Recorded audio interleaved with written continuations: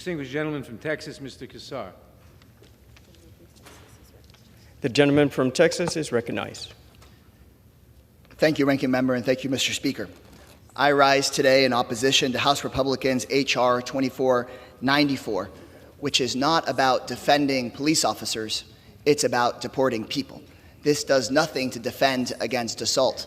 This is about discriminating against immigrants. And let me tell you why. Under Texas law, an unwanted touch can be considered assault. My Republican colleague, Congressman Troy Nehls, a former law enforcement officer himself, pointed out during bill markup that he had, quote, mixed emotions on that potentially leading to deportation. This is not theoretical. Just this month, we saw this in Texas firsthand. Evan, an Austin resident, was at our state legislature, peacefully opposing a bill there. As the bill was being taken up, the Speaker of the House ordered the gallery to be cleared. Hats aren't allowed in the chamber, so as Evan was exiting the gallery, he was carrying his baseball cap in his left hand. An officer grabbed his arm, and Evan swung around when he was surprised, and the brim of his baseball cap bumped the officer. Evan was handcuffed and was charged with assault by contact, a criminal charge. If Evan wasn't a citizen or had admitted fault, he would be deported under this proposed bill today.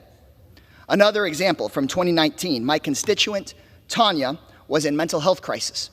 Her friends, family, and neighbors called 911 for help, and police and an ambulance arrived. Police said they needed to handcuff her to take her to the hospital. She was terrified, she was scared, and she kicked as she was being handcuffed. Police body camera video has on recording officers saying, "Thank you. That is now assault on a police officer, a felony charge for kicking." Rather than being taken to the hospital, Tanya was booked into the jail, and we feared that she would be deported.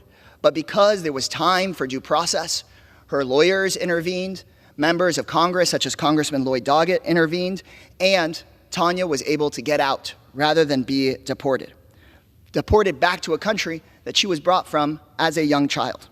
But if this law today had been in place, Tanya instead could have been automatically deported. This law undermines due process and radically expands the ability to deport families from the U.S. who have never been charged or convicted of a crime. This bill would separate families and send people potentially to a country that they've never known, all for the brush of a hat or for the pinch of an arm.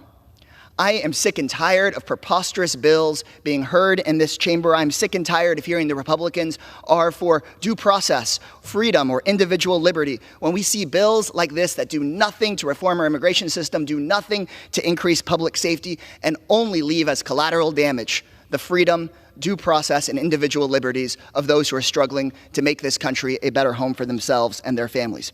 I yield back the balance of my time to the ranking member. Gentleman from New York.